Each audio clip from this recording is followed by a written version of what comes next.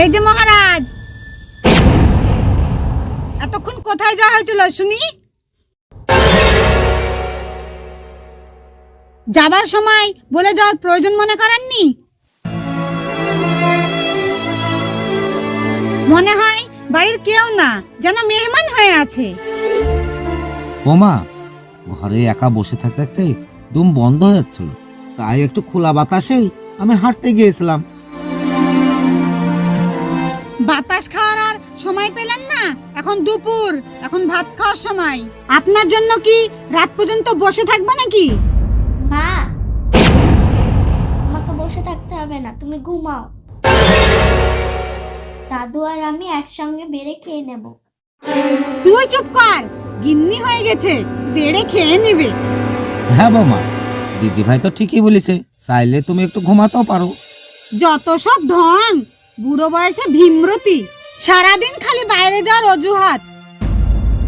না বৌমা, এমন করে আর বলো না, শরীরটা যেন আজ ভালো লাগছিল না, তাই একটু ঘুরতে বাড়িছিলাম। মাঝপথে পুরানো বন্ধু প্রদীপের সঙ্গে দেখা, কতদিন পর দেখা, তাই ওর সঙ্গে দুটো কথা বলতে বলতে আমার দেরি হয়ে গেছে।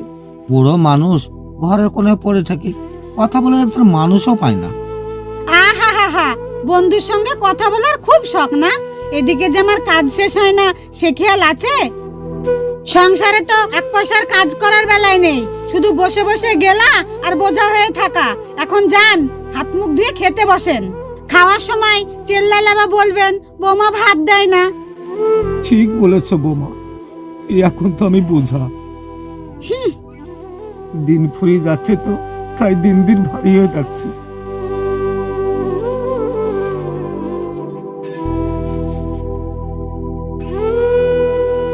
ওহ, এই বুড়ো আদমরা কবে যে ঘাট থেকে নামবে?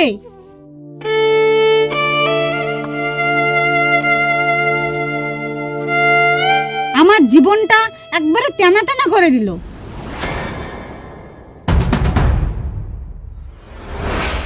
মা, ওরকম করে বলছো কেন? দাদু তো... চুপ, শুধু দাদু দাদু। চল খাবি, চল।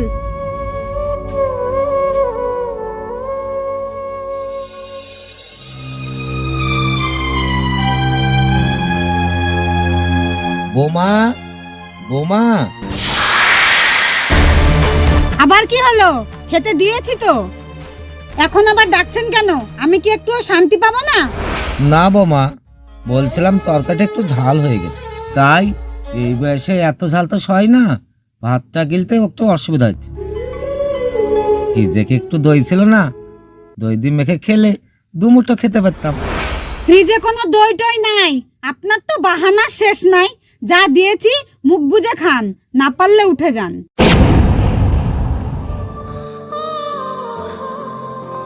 প্রতিদিন আপনার এই বিলাসিতা আবদার আমার পক্ষে শোনা সম্ভব না। দয়া করে আপনাকে খেতে দিয়েছি, এটাই অনেক। বেশি কথা বললে সামনের দিন থেকে এই শুকনো ভাতও জুটবে না। থাক বৌমা, ভুল হয়ে গেছে আমার, আর বলতে হবে না। দই আর লাগবে না, আমি লবণ জল দিয়ে খেয়ে নিচ্ছি। যত সব ঝামেলা, মরার বয়স হয়েছে তবু দই খাওয়ার শখ গেল না।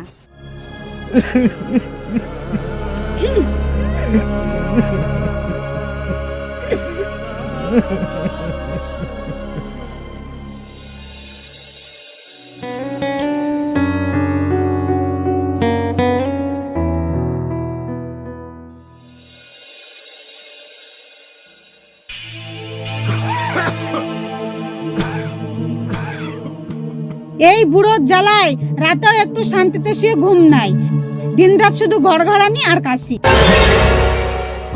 শম্পা, বাবা অসুস্থ মানুষ, একটু কাশলেই কি চিৎকার করতে হয়? তুমি শুয়ে পড়ো তো। ঘুমোবো কি করে? কপাল পুড়িয়ে তোমার ঘরে এসেছি ওই বুড়োর সেবা করার জন্যে। বুড়োর কি মরণ হয় না? কবে মরবে আর কবে আমাদের হাড় জোড়াবে তা ভগবানই জানে।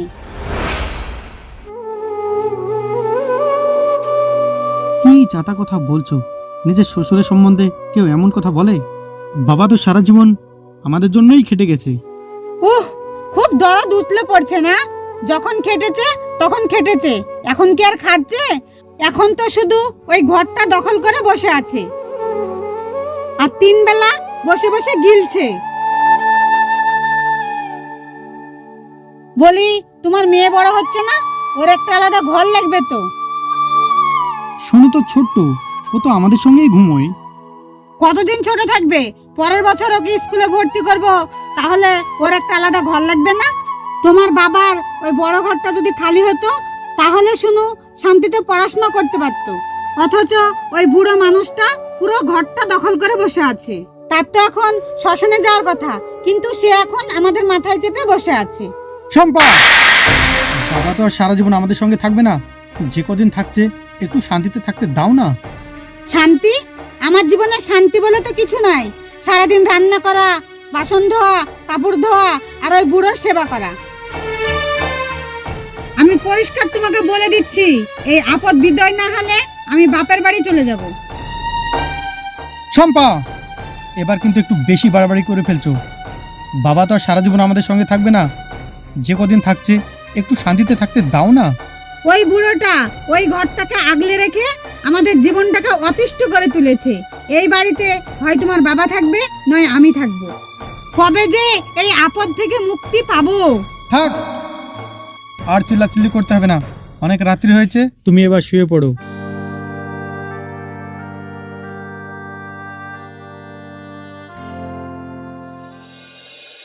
হাই কপাল, এই বাড়িটা আমি রক্ত জল করে তিলে তিলে করেছি, যাতে শেষ বয়সে একটু মাথা গোজার ঠাঁই পাই। আজ আমার ঘরে আমি আপদ ওই ছেলেকে বড় করতে যাই আমি সারা জীবন উজাড় করে দিলাম। আজ তার সংসারে আমি বোঝা হয়ে গেলাম। ভগবান, তুমি আজ আমাকে কেন এতদিন বাঁচিয়ে রেখেছো? তার ঠিকই তুমি যদি আমাকে তুলে নিতে, নিজে কানে এসব আমাকে শুনতে হতো না।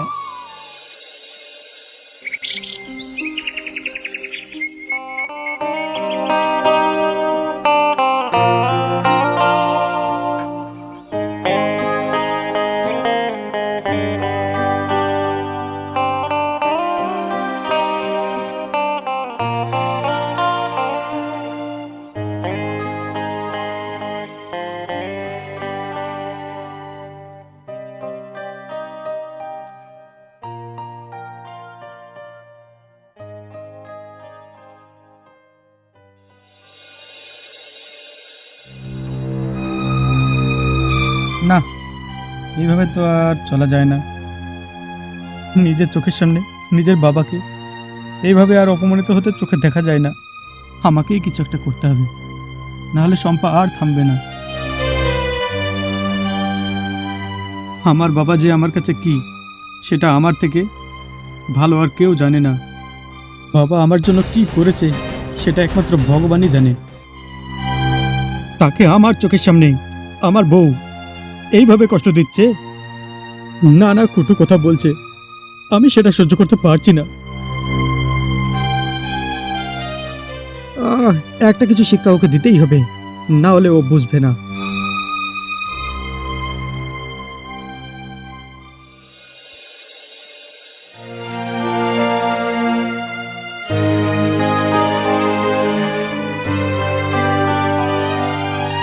শুনছো শম্পা?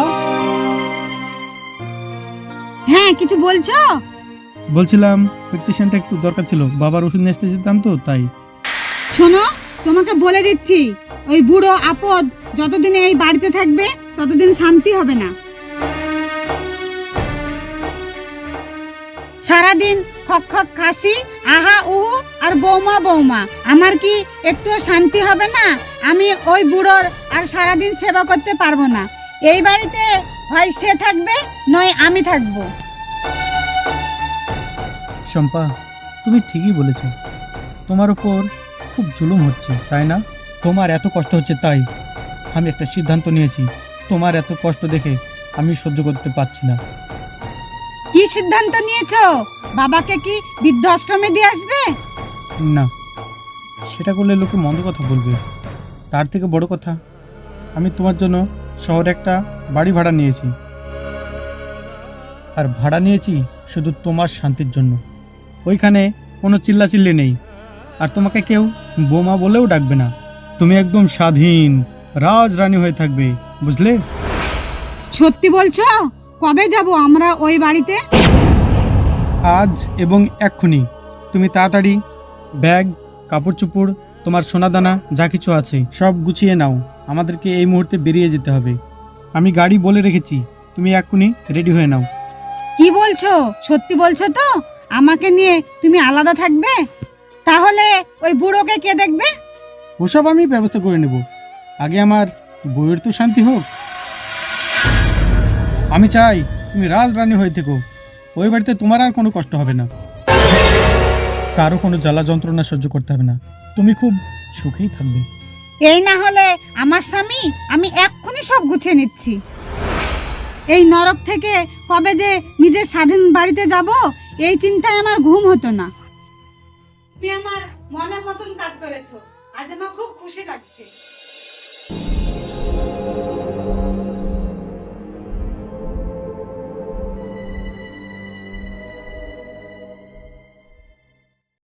কই গো, তোমাদের সব গুছানো হয়েছে? গাড়ি যে চলে এসেছে। দেখো কোনো কিছু ফেলে যেও না, যেন পরে আর নেওয়ার সুযোগ পাবে না। হ্যাঁ গো হ্যাঁ, তুমি কিছু চিন্তা করো না, যা যা লাগবে সব নিয়েছি। এই বাড়িতে আর কোনোদিন পা রাখতেও আসবো না। চলো চলো, দেরি হয়ে যাচ্ছে। হ্যাঁ চলো যাই, যত তাড়াতাড়ি এই বাড়ি থেকে তোমাকে বের করতে পারবো ততই মঙ্গল। বাবা, ও বাবা, আমি তোমাদের সাথে যেতে চাই না। আমি দাদুকে একা রেখে কোথাও যাব না। দাদু আমাদের ছেড়ে একা কি করে থাকবে? তুমি একবারও ভাবলে না দাদুর কথা? দাদু তো অসুস্থ, দাদু একা কি করে থাকবে? শোনো, আমি যাব না তোমাদের সাথে, আমি দাদুর সাথেই থাকবো। শোনো মা, এমন জেদ করে না। আমি যা কিছু করছি সবার ভালোর জন্যই করছি। তোর মা এখানে খুব কষ্টে থাকে, তোর মা ভালো থাকার জন্যে আমি এসব করছি। নে চল।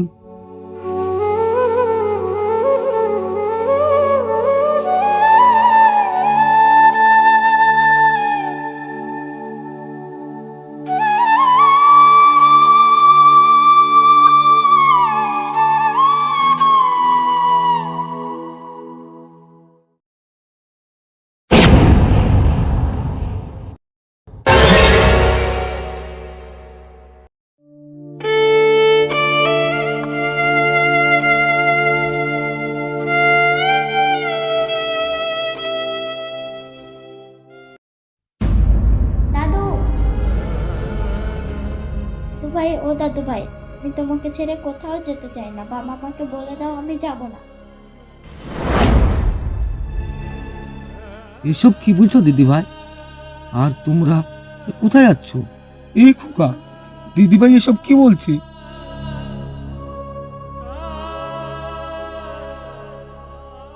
আর তোরা ব্যাগপত্র নিয়ে কোথায় যাচ্ছিস? আমি কোথাও যাচ্ছি না বাবা, এই বাড়িতে তোমার বৌমার তোমার সঙ্গে থাকতে খুব কষ্ট হচ্ছে, তাই ওকে ওর বাপের বাড়ি রেখে আসতে যাচ্ছি, ও যেন শান্তিতে থাকে তাই। তুমি এসব কি যাতা বলছো? তুমি তো বলেছিলে একটা নতুন বাড়ি ভাড়া নিয়েছি, সেখানে আমাকে নিয়ে যাবে আর আমরা অনেক সুখে থাকবো। তুমি তো সেটাই বলেছিলে। তুমি ভাবলে কি করে যে আমি আমার বাবা আর এই বাড়ি ছেড়েও অন্য কোথাও চলে যাব? আজ এই বাড়ি আর বাবা না থাকলে আমি হতাম না। তুমি যে তোমার স্বামীকে নিয়ে এত গর্ব করো, আসলে তোমার স্বামীকে সেটা তুমি জানতে চাও? থাক খোকা, ওসব পুরনো কথা আর তুলিস না, সেই অনেক আগেকার কথা। বোমা, তোমরা এই বাড়ি ছেড়ে যেও না, দরকার হয় আমি যাবো ওই বৃদ্ধারা আশ্রমে। না বাবা, তুমি আজ চুপ থাকো, আমাকে আজ বলতে দাও। তোমার যে শ্বশুরকে নিয়ে এত কষ্ট, যার কারণে তোমার ঘুম নেই, তোমার ওই শ্বশুর তোমার অহংকার করা স্বামীকে রাস্তায় থেকে কুড়িয়ে এনেছিল। অনেক আদর যত্ন দিয়ে বড় করেছে আমাকে। আর আমার বাবার সব থেকে বড় কাহিনীটা কি শুনবে? খোকা, আমি ছোট থাকতে আমার মা মারা যায়, শুধুমাত্র আমার সুখের জন্য আমার বাবা আজও বিয়ে করেনি। সেই দেবতুল্য বাবার সঙ্গে এমন আচরণ কেন করো? বাবা, আমাকে ক্ষমা করে দিন, খুব বড় ভুল করে ফেলেছি আমি। আমার বোঝা উচিত ছিল যে এই বাড়ি, এই সংসার সবই আপনার। আমাকে ক্ষমা করে দিন বাবা, আর কখনো এই ভুল হবে না। ওগো, তুমিও আমাকে ক্ষমা করে দাও, আর কখনো এই ভুল করব না।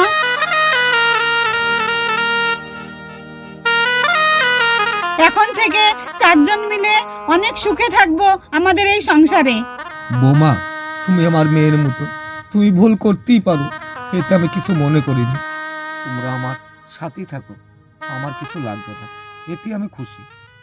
ইয়ে, কি মজা কি মজা, আমরা যাচ্ছি না? চলো দাদু, তুমি আর আমি খোলা আকাশের হাওয়া খেয়ে আসি। চল দিদি ভাই, চল।